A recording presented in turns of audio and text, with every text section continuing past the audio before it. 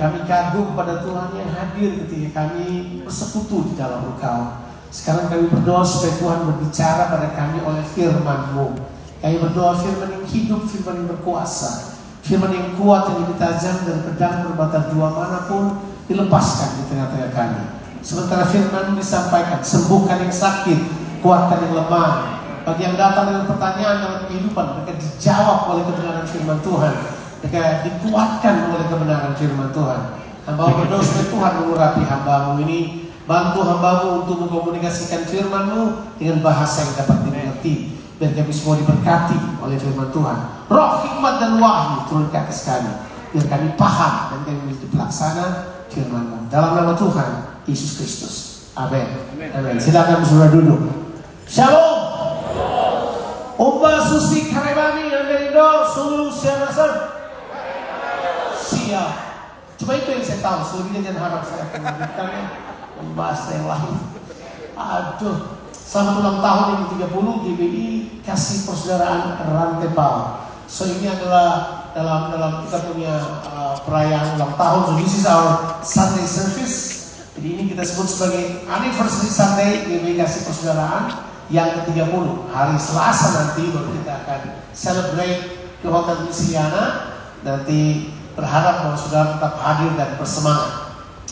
Saya ingin menyampaikan sebuah khotbah yang barangkali sudah sering dengar saya khotbahkan, tapi saya merasa ada yang perlu saya sampaikan kepada saudara. Saya akan mulai dengan statement ini, bahwa dalam kehidupan ini ada banyak pertanyaan dalam kehidupan kita yang nggak terjawab. Banyak kan? You have questions in life. Saudara punya pertanyaan dalam kehidupan ini. Salah satu pertanyaan itu adalah pertanyaan mengenai kebangkitan Yesus Kristus. Ya kan? Do the belief of Christians is actually true or is actually only a dream? Only a speculations of human being? Apakah kepercayaan kita kepada Tuhan itu adalah sesuatu yang benar ataukah dia cuma sekedar sebuah spekulasi? Nah, Paulus mengerti hal tersebut. Makanya kita akan baca Efesus pasal 1. Kita akan baca ayatnya yang ke-16 mulai. Sudah boleh baca ayat ke-15. Saya akan lompat ayat 16 mulai sampai ayatnya yang ke-23. Ya. Nah, tema kita dalam ulang tahun ini adalah commit to the body of Christ. Komitmen kita pada tubuh Kristus harus benar-benar kuat di dalam Tuhan. Nah, coba kita akan lihat Efesus pasal yang pertama ayatnya yang ke-16 sampai ayatnya yang ke-23. Alkitab berkata sebagai berikut. Aku pun tiada berhenti mengucap syukur karena kamu, dan aku selalu mengingat kamu dalam doaku, dan meminta kepada Allah Tuhan kita Yesus Kristus, yaitu Bapa yang mulia, supaya Ia memberikan kepadamu roh, hikmat dan wahyu untuk mengenal Dia dengan benar, dan supaya Ia menjadikan mata hatimu terang, agar kamu mengerti pengharapan apakah yang terkandung dalam panggilannya, betapa kayanya kemuliaan bagian yang ditentukannya bagi orang-orang kudus, dan betapa hebat kuasanya bagi kita yang percaya, sesuai dengan kekuatan kuasanya yang dikerjakannya di dalam Kristus, dengan membangkitkan Dia dari antara orang mati dan mendudukkannya di sorga, jauh lebih tinggi dari segala pemerintah dan penguasa dan kekuasaan dan kerajaan dan tiap-tiap nama yang dapat disebut, bukan hanya di dunia ini saja, melainkan juga di dunia yang akan datang. Dan segala sesuatu telah diletakkannya di bawah kaki Kristus, dan Dia telah diberikannya kepada jemaat sebagai kepala dan segala yang ada. Jemaat yang adalah tubuhnya, yaitu kepenuhan Dia yang memenuhi semua dan segala sesuatu. Habis kita baca, this is not an easy passage. Ini nggak gampang untuk dimengerti kan? Kita tahu nggak gampang. Makanya Paulus berdoa. Paulus bilang ada 3 hal yang orang perlu mengerti, dan pengertiannya tidak boleh datang sembarangan. Pengertiannya harus datang oleh pewahyuan Tuhan. Pengertiannya tidak boleh muncul cuma karena berkata, saya sudah tahu ini. Paulus memberitahukan di ayatnya yang ke-16 dan 17 bahwa Paulus berdoa supaya orang percaya mengerti 3 hal ini. Orang percaya mengerti apa yang dia coba sampaikan.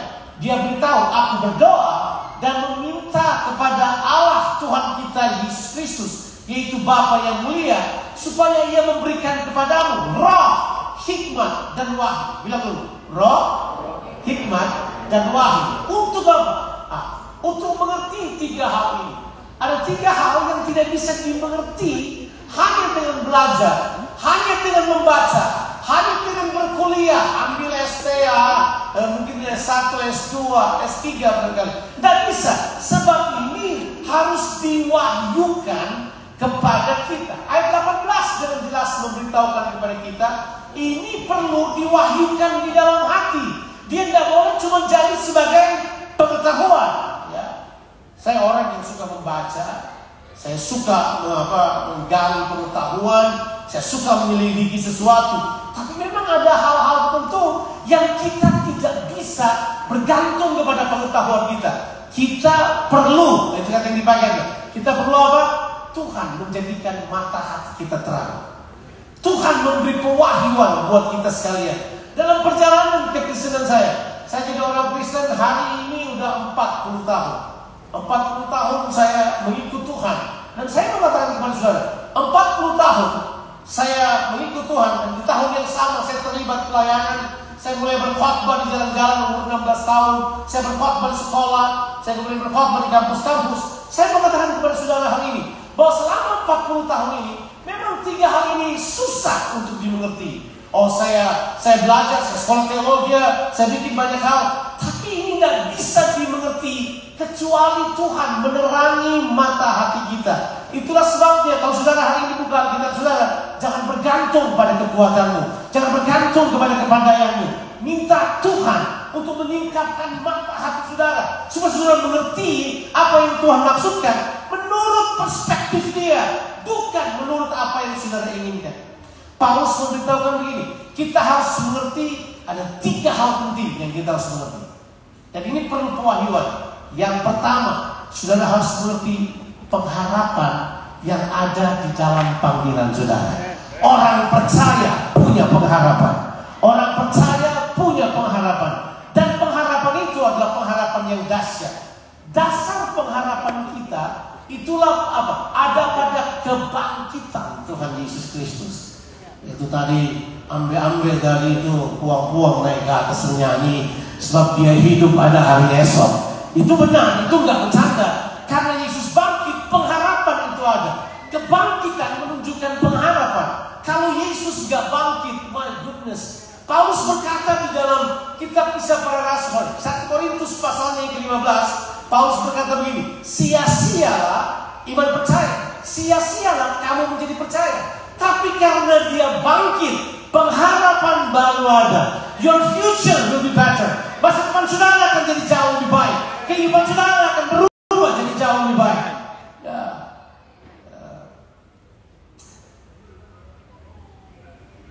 Saya besar di Ambon, di Camp Ambon. Dan di Camp Ambon kita rusak masih muda banget. Ya salah membesarkan anak-anak di Camp Ambon. Wah, kita udah rusak. Umur 11 tahun sudah di jalan.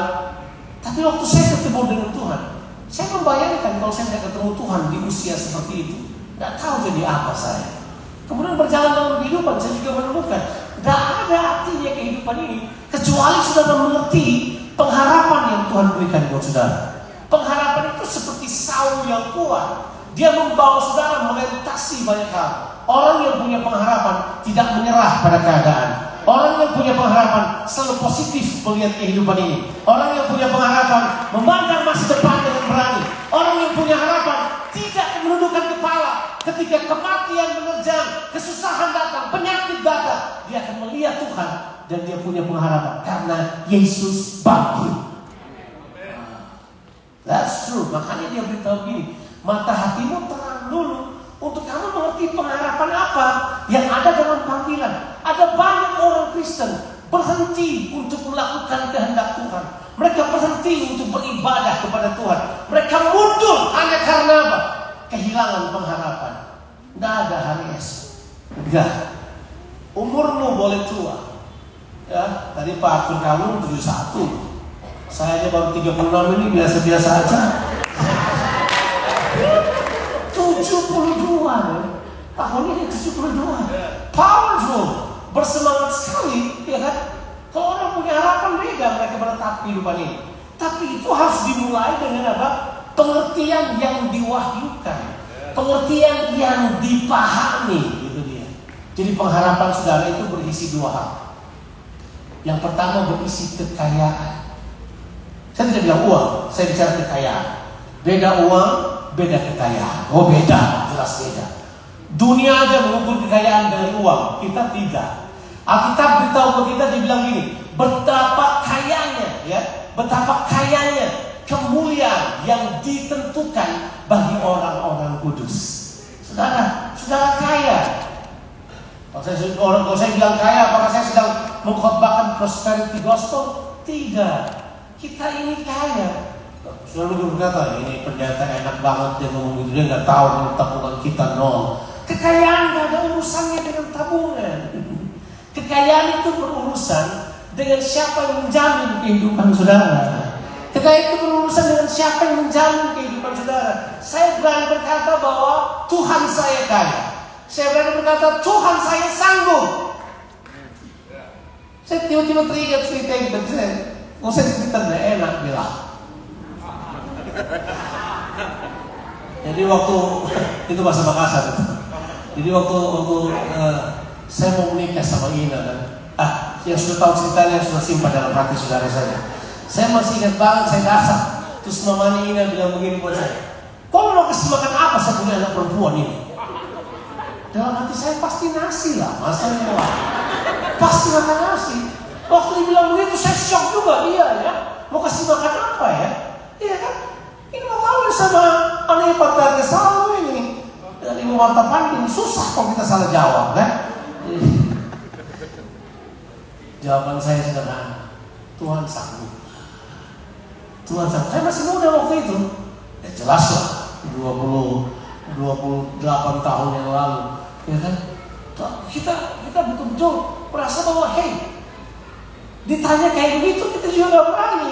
Tapi kemudian saya sadar, di dalam saya ada hal yang luar biasa. Di dalam saya, gini saudara, kekayaan itu ada di dalam, bukan di luar. Kalau uang di luar saudara, tapi kalau kekayaan ada di dalam, saudara mengeluarkannya. Di dalam saya ini ada kekayaan, saya belum mengeluarkannya, masih banyak di dalam saya. Kekayaan itu yang perlu kita keluarkan.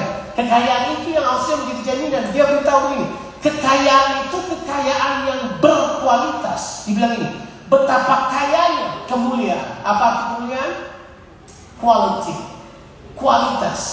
Kalau saudara hidup berkualitas, berkat Tuhan pasti turun atas saudara. Kalau saudara bekerja berkualitas, saudara pasti diberkati oleh Tuhan. Kalau saudara menghasilkan karya-karya berkualitas, karya saudara pasti akan membuahkan sesuatu. Dan dunia akan bayar saudara pakai uang. Itu uang cuma alat konversi saja. Kita punya kekayaan di dalam saya. Saya mengeluarkannya dalam kehidupan ini. Makanya saya kalau melayani, itu kan pekerjaan saya. Saya sudah bilang pekerjaan saya dan saya marketing dari kerajaan Allah sudah 40 tahun. Ya, saya tidak pernah lalai untuk mengkhotbahkan kerajaan Allah dengan semangat. Saya kalau menyampaikan kebenaran firman Tuhan, saya tidak bercanda. Saya belajar arti katanya. Saya pelajari konteksnya ada di mana. Saya selidiki pembicaranya siapa, kepada siapa dia sampaikan. Saya mau cari tahu apa yang Tuhan inginkan buat generasi ini. Saya cari tahu sambil berdoa, relevansinya di kehidupan masa kini apa. Itu pekerjaan paling berat. Sudah pikir jadi pendeta cuma nonton video karate besoknya kemudian dia koma aja. Ada sudah. Oh kita belajar, kita hidupi, kita kemudian mengerjakannya dengan baik. Masalahnya kita di sini, kita itu dideviasikan atau disimpangkan kepada hal-hal yang sifatnya agamawi, kehilangan kualitas kehidupan. Itu masalah paling besar. Makanya ini kita perlu ketahui, kekristenan itu kehidupan, bukan ritual. Kita sibuk ritual, kita sibuk kebaktian, kita sibuk buat itu, kita kehilangan kehidupannya. Nah, kekristenan itu kehidupan. Ritual ditambahkan di belakangnya. Ritual itu adalah bagian pengingat, tapi yang penting adalah kehidupannya. Jangan ganti kehidupan Kristus di dalam saudara, kehidupan kekristenan yang sejati dengan ritual-ritual. Bayangkan kalau gereja kita gereja ritual, batuk-batuk sudah keluar. Kalau saya pakai kemenyan semprot di muka saudara begitu, sudah kan pulang batuk-batuk aja. Kadang-kadang ritual sudah bukan lagi sesuatu yang penting. Selama 2 tahun ini kita belajar ritual tumbang ke tanah. Tidak ada orang sejarah ritual. Kita disembunyikan dalam rumah selama 2 tahun. Mau ritual apa? Mau perjamuan kudus bagaimana? Dulu ritualnya perjamuan kudus diatur di sinode, kita mesti pendeta yang layani. Sekarang di rumah, bapak-bapaknya lah yang layani, ibunya lah yang layani. Gak ada ritual lagi. Yang ada adalah kehidupan dan pemahaman. Kita kemudian mengerti itu karena apa? Tuhan beritahukan buat kita, ya kan? Oke. Alkitab kemudian bilang ini, dia beritahu bahwa betapa kayanya kuasa, kaya. Kemudian dia beritahu hal yang kedua. Setelah kaya, dia beritahu lagi ada kuasa. Ada kuasa di dalam pengharapan itu. Kuasa itu kuasa seperti apa? Ini kemudian orang suka paham. Kita pikir kuasa itu adalah milik segelintir orang. Jadi nanti kalau dia jadi pendeta, kalau dia punya kuasa itu tidak. Kuasa ini diberikan kepada semua orang percaya. Semua orang percaya diberi kuasa. Coba kita lihat ayatnya yang ke-19. Dan betapa hebatnya kuasanya bagi kita yang percaya. Siapa yang percaya pada Tuhan hari ini? Coba kata kami. Kalau saudara pada Tuhan, Alkitab berkata betapa hebat kuasanya yang bekerja di dalam saudara. Dan kekuatan itu sesuai. Bilang dulu, sesuai. Apa artinya sesuai? Sama. Bahasa matematikanya kongruen, berjalan bersama. Dia nggak bisa dipisahkan, dia bersama. Dia beritahu bahwa kuasa yang berdiam dalam saudara itu sama kuasanya. Dengan apa? Dengan apa? Dengan apa? Sesuai dengan kekuatan kuasanya yang dikerjakannya di dalam Kristus Yesus. Dengan apa?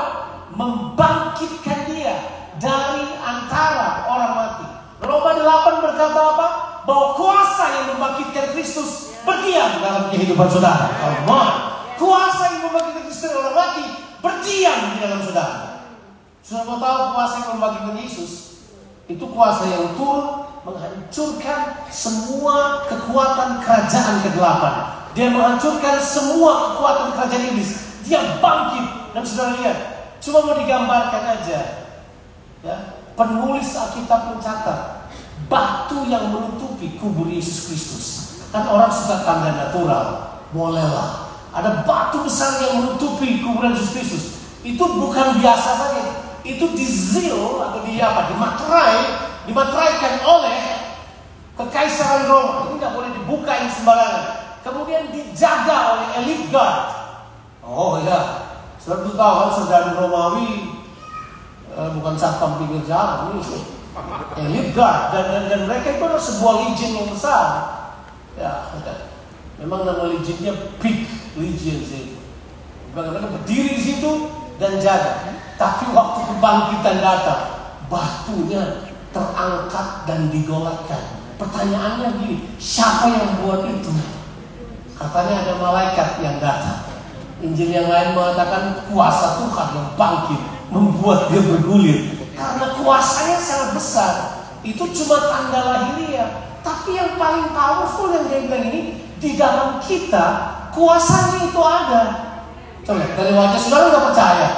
Aduh, saya tinggal di rantai pawang lagi. Iya, bapakku cuma semuanya bawa sitok. Bagaimana saya bisa ada uang? Bagaimana saya berarti? Enggak, di dalam saudara ada kuasa itu. Kuasa itu tidak peduli apa pekerjaanmu. Dia tidak peduli kamu bikin apa. Dia tidak mau tahu saudara siapa. Yang dia mau tahu apakah saudara percaya kepada Kristus, bahwa kuasanya berdiam di dalam saudara. Dan ini dia ini ada pewahyuan dari Tuhan yang turun pada saudara, yang membuat saudara memahami hal ini. Pemahaman itu mahal, Pak. Makanya orang suka tanya, kenapa perlu Sekalipun saya tahu orang bisa dengar khotbah saya dan tidur. Saya sudah sering beritahu kepada saudara bahwa kalau saya mirip Rasul Paulus ya. Satu kali Paulus berkhotbah, ada satu orang namanya Etikus. Dia pasti dekat jendela, jadi yang dekat jendela hati-hati aja. Tiba-tiba dia dengar mungkin Pak Paulus bisa terlalu lama, dia jatuh dan mati. Jadi kalau saya lagi berkhotbah, jangan tidur. Soalnya dia jatuh dan mati, terpaksa kita hentikan ini ibadah, kita kubur saudara dulu. Paulus bilang gitu, Paulus datang, Pak, bangkitkan orang itu. Kemudian dia ngajar lagi dan dipanggil gitu. Nah, jelas di sini nggak akan terjadi kayak gitu. Sebentar saya berhenti kok. Tapi saya mau beritahu kepada saudara bahwa kuasa itu berdiam dalam saudara. Coba kuasa itu berdiam dalam saudara. Saya masih ingat, saya masih 16 tahun. Saya masih 16 tahun.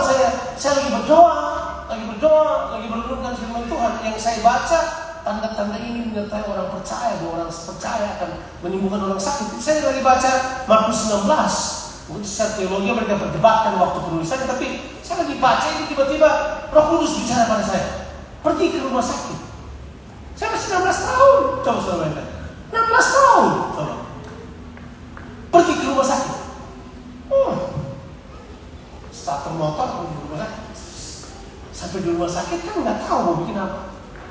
Jadi lagi orang bangun di rumah sakit, tiba-tiba teman SMA saya jalan. Jonathan, kamu bikin apa di sini? Nah, itu pertanyaan bagus. Saya bikin apa di situ? Saya tanya dia, kamu bikin apa? Oh, ibu saya sakit. Ibu saya sakit. Hah? Ibumu sakit? Salah satu coba kita pergi lihat. Oh gitu ya? Saya baru mau pulang. Gak apa-apa, lihat sebentar. Saya maksa. Kemudian kita pergi ke tempat ibunya. Ibunya terbalik sakit. Dia punya appendix apa penyakitnya dulu? Usus buntu sudah pecah. Dia udah terkapar, entah orang bilang apalah, udah gak berdaya. Dia bilang, ini ibu saya. Oke. Saya tanya dia, boleh saya berdoa? Dia saya, mungkin orang akan melihat saudara seperti itu, tapi it's okay. Kan dia nggak tahu yang di dalam saudara kan. Saya masuk ke itu, saya lihat, aduh, memang agak gawat. Waktu itu kita belum terlalu tahu, belum belajar firman Tuhan. Tuhan kalau memang berdoa orang sakit, yang sakit pilek aja lah, jangan yang kayak gini. Ini kan mahal ini. Udah, saya pikir, tapi mesti berdoa. Saya masih ingat, saya tumpang tangan, saya berdoa dalam nama Yesus sembuh. Dalam hati saya tetap mengingat Markus 16, orang percaya tumpang tangan, orang sakit sembuh. Jadi tugas orang percaya tumpang tangan saja, tugas orang sakit sembuh. Kalau dia tidak mau sembuh, salahnya dia, gitu tumpang tangan aja. Selesai. Kan tugas kita tumpang tangan, enggak AIWO. Saya kata, saya pulang yang ini, langsung saya kabur. Dalam hati saya, aduh Tuhan, ini kalau mati bagaimana? Untuk pertama kali, saya kemudian mulai memikirkan nasib orang saya doakan. Saya masuk ke dalam kamar, saya mulai berdoa, Tuhan sembuhkan. Pengen tahu, 3 hari kemudian saya balik ke rumah sakit itu. Sudah kosong. Wah, saya ngintip-ngintip sudah kosong. Saya coba pas mau masuk begini, ada orang pegang belakang saya. Cari siapa? Cari kaget banget. Ibunya udah berdiri di depan saya, baik. Udah sembuh. Dan saya pikir tidak mungkin dalam waktu 3 hari. Pasti kuasa Tuhan yang sembuhkan dia.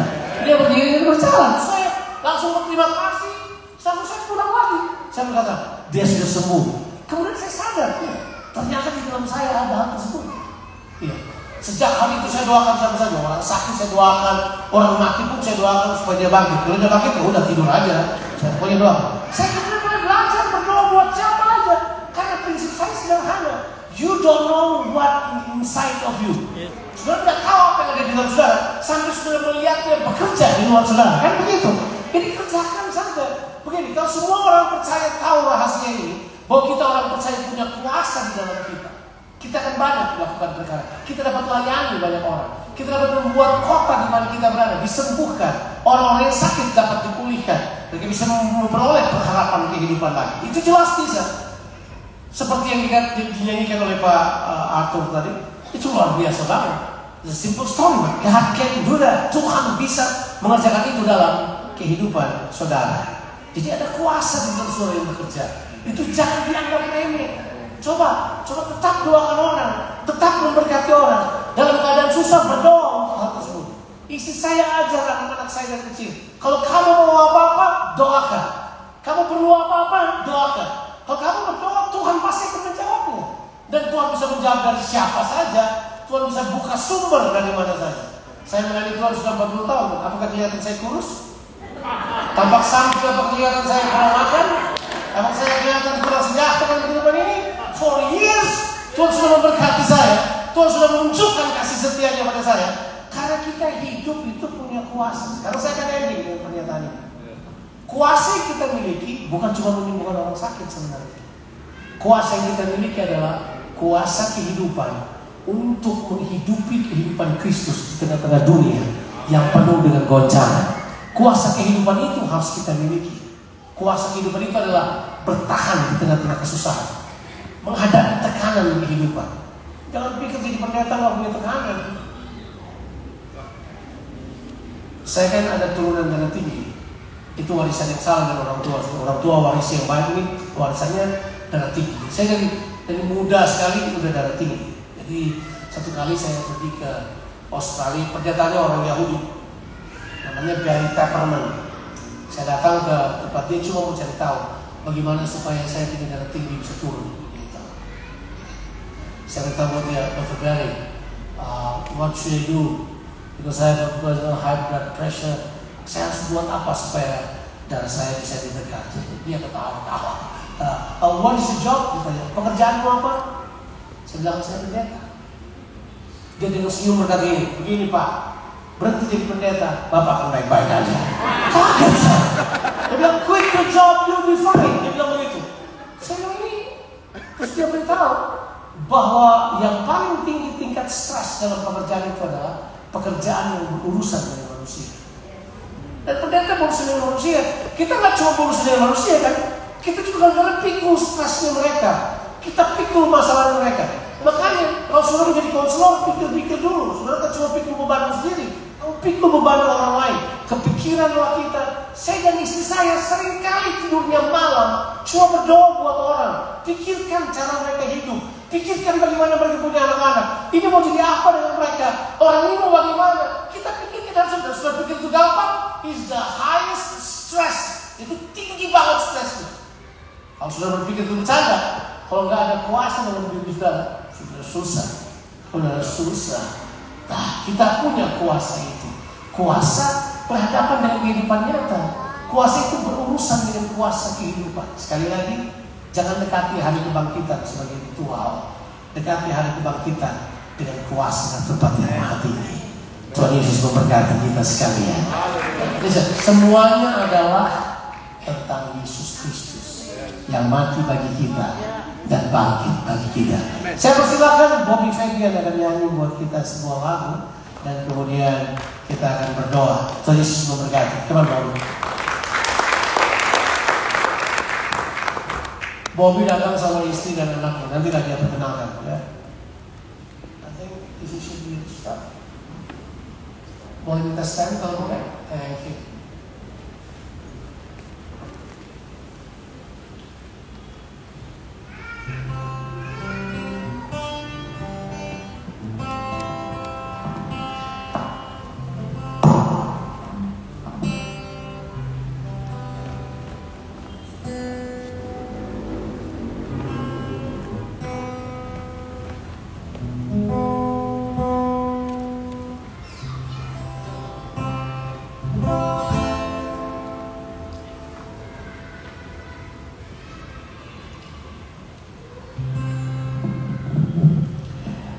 Shalom, selamat pagi, siang, pagi. Semua diberkati, amin. Sejujurnya saya sendiri sangat diberkati dari mulai pertama kali tadi kita masuk dalam ibadah. Sepertinya Tuhan gak berhenti lawat saya.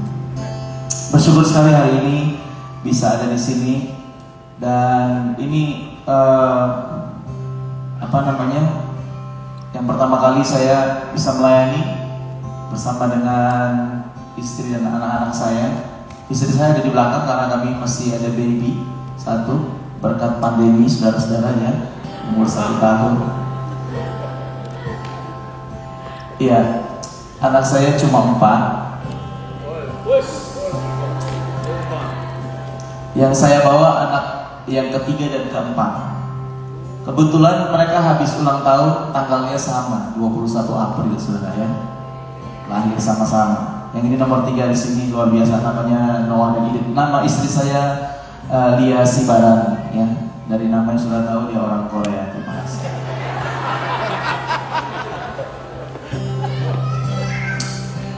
Saya sangat diberkati, thank you Pak Jo, thank you Om Arthur, luar biasa banget. Dan Bapak Ibu, saya nggak bermaksud untuk promo album, udah. Tapi beberapa waktu ini memang seperti Tuhan mempertanyakan kembali gitu buat saya tentang apa yang sudah saya alami, saya kerjakan, saya lakukan. Pertanyaan simpel. Ini semua tentang siapa? Apakah tentang Yesus? Atau hanya tentang kesibukan? Atau hanya tentang subscriber? Atau hanya tentang followers? Ataukah hanya tentang karir pelayanan? Dan saya percaya hari ini Tuhan juga akan bertanya kepada saudara dan saya hal yang sama. Apakah kebaktian ini, apakah ibadah kita semua adalah tentang Yesus atau bukan? Karena harusnya ini semua hanya tentang Tuhan. Dan Tuhan bertanya pada saya, kalau semuanya saya ambil dari kamu, apa yang sisa nanti? Apa yang akan kelihatan nanti? Dan harusnya hanya Yesus yang sisa. Amin saudara, Yesus harusnya nggak akan pernah hilang dalam kehidupan kita. Jadi izinkan saya nyanyi lagu ini. Lagu ini berjudul Semua Tentang Yesus. Segala sesuatu yang aku lakukan adalah untuk kemuliaan nama-Mu.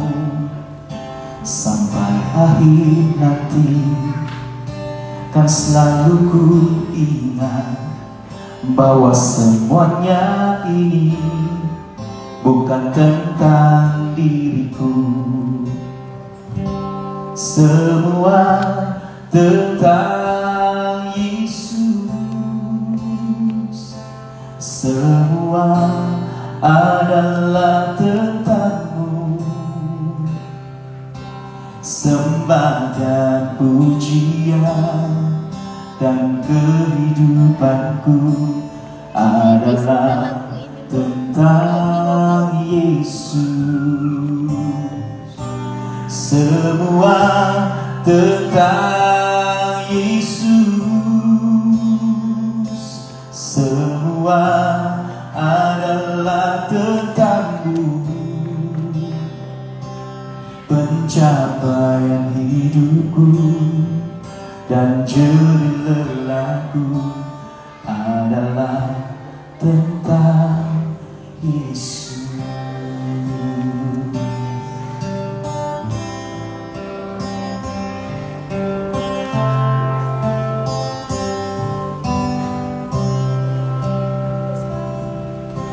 Meskipun semua direnggut dariku, namun yang tetap tinggal teguh hanyalah Kau Yesus. Kita nyanyi sama-sama ya. Semua tentang Yesus. Semua adalah tentang-Mu. Sembah dan puji, sembah dan pujian dan kehidupanku adalah tentang Yesus. Semua tentang Yesus. Semua adalah tentang-Mu. Pencapaian hidupku dan jerih lelahku adalah tentang Yesus. Semua tentang Yesus. Semua tentang Yesus. Oh, semua adalah tentang-Mu. Bahkan pujian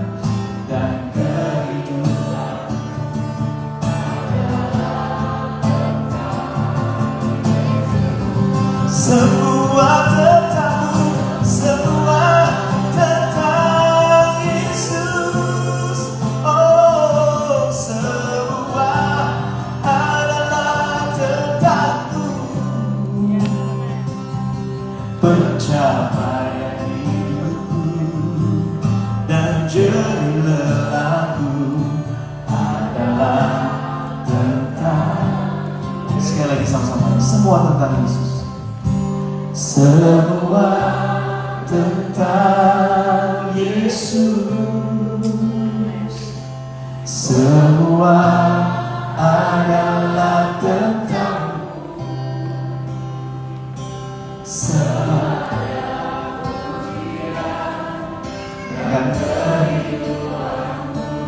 adalah tentang Yesus. Semua tentang Yesus. Semua amin. Pencapaian hidupku dan jerih lelahku adalah tentang Yesus. Pencapaian hidupku, pencapaian hidupku dan jerih lelahku adalah tentang Yesus. Oh, pencapaian hidupku dan jerih lelahku adalah tentang Yesus.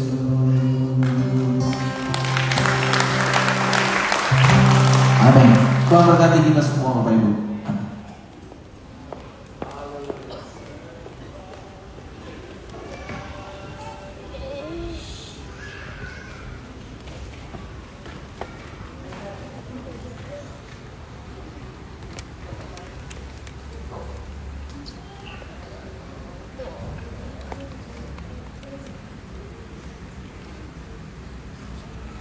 Berdiri, mari kita bangkit berdiri Bapak Saudara.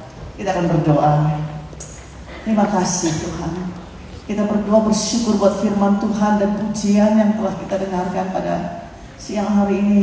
Semua tentang Yesus. Dan kita percaya bahwa Yesus Kristus Tuhan yang telah dibangkitkan dari antara orang mati. Roh Kudus yang ada berdiam dalam kehidupan kita. Alkitab katakan roh yang membangkitkan Yesus dari antara orang mati itu berdiam dalam hidup saudara dan saya. Kita punya kuasa di dalam kehidupan kita, saudara. Kuasa yang dahsyat, kuasa yang luar biasa. Ada kekayaan di dalam kita. Dan kita percaya bahwa kekayaan itu bukan harta duniawi, bukan uang dan bukan segala bentuk materi. Tapi kekayaannya Tuhan install dalam kehidupan kita sebagai ucapan syukur kita di hadapan hadirat Tuhan. Mari kita angkat hati kita di hadapan Tuhan. Mari kita bersyukur kepada Tuhan buat Yesus Kristus Tuhan yang diberikan Bapa buat saudara dan saya, buat Roh Kudus yang diberikan Yesus buat saudara dan saya. Mari kita naikkan doa-doa kita secara pribadi di hadapan Tuhan. Haleluya Jesus. Thank you God, thank you Holy Spirit, thank you Lord. Terima kasih banyak Tuhan. Hidup kami ya, our message is message of Jesus. Berita kami tentang Yesus Tuhan, bukan tentang diri kami lagi. Engkau semakin bertambah dalam hidup kami dan hidup kami semakin berkurang-kurang. Bersyukur buat kebaikan-Mu dan anugerah-Mu Tuhan. Haleluya Jesus. Mari setiap kita bersyukur kepada Tuhan. Mari Bapak Saudara bebas dalam hadirat Allah. Engkau angkat hatimu, angkat tanganmu di hadapan Tuhan. Berserulah kepada Tuhan. Berterima kasih GBI Kasih Persaudaraan. Buat 30 tahun Tuhan sudah memimpin kita. Bukankah semua itu hanya anugerah-Nya yang besar? Buat 30 tahun kita boleh berada bersama-sama. Kalau kita bisa berdiri di atas kaki kita, it's not by our own strength. Bukan kekuatan kita, tapi karena kebaikan dan anugerah Tuhan. Terima kasih banyak Bapa. Kami bersyukur kepada-Mu Tuhan. Terima kasih buat GBI Kasih Persaudaraan dalam 30 tahun ini. Engkau bersama dengan kami. Engkau menuntun kami Tuhan. Kami tahu bahwa berita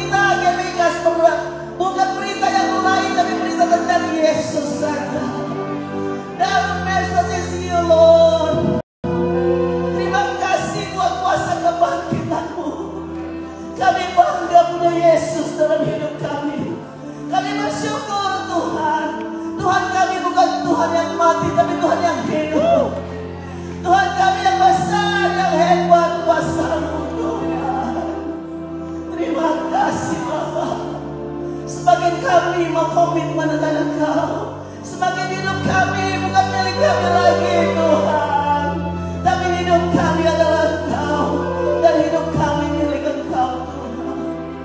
Kami berdoa Tuhan atas nama kami kasih persaudaraan pada siang hari ini, mau mengucap syukur karena Kau baik Tuhan, bahwasanya untuk selama-lamanya kasih setiamu. Kami merendahkan hati kami dan mau mengatakan bahwa Tuhan, without you we cannot do anything. Tanpa Engkau kami gak bisa buat apa-apa Tuhan. Terima kasih buat benih yang sudah ditabur Tuhan di gereja ini Bapa, dan boleh menghasilkan benih-benih yang baru Tuhan, yaitu benih-benih kerajaan Allah. Terima kasih banyak Bapa. Mari Bapak Saudara berdoa, bersyukurlah kepada Bapa. Apapun keadaanmu dan apapun kebutuhanmu, Bapak di hadapan Tuhan. Thank you Holy Spirit. Hamba yakin yang lemah sudah dikuatkan, yang sakit sudah disembuhkan, dan yang butuh pertolongan sudah dijawab oleh Tuhan. Terima kasih buat kebaikan-Mu. Terima kasih buat anugerah-Mu Tuhan. Terima kasih Bapa buat segala sesuatu yang Kau buat dalam kehidupan kami. Sekali lagi kami mau katakan bahwa Roh yang membangkitkan Yesus dari antara orang mati berdiam dalam kehidupan kami. Kami berdoa buat Toraja Tuhan, berkati tanah Toraja. Gereja ini ada bukan gereja sebagai alternatif Tuhan, tapi gereja ini ada di kota ini, ada rencana Tuhan yang besar. Biar Toraja dipenuhi kemuliaan Tuhan. Biar every knee shall bow, every tongue confess. Setiap lutut berkata, setiap lidah mengaku bahwa Yesus adalah Tuhan atas tanah Toraja. Karena di bawah kolong langit ini tidak ada satu nama pun yang olehnya manusia dapat diselamatkan. Hanya nama di atas segala nama, nama Yesus Kristus Tuhan. Beri kemuliaan bagi nama Yesus Tuhan. Beri kemuliaan dan sorak-sorai bagi nama Tuhan kita. Dalam nama Yesus, dalam nama Yesus, Toraja dilawat Tuhan, Toraja dilawat Tuhan. Rantai Paul dilawat oleh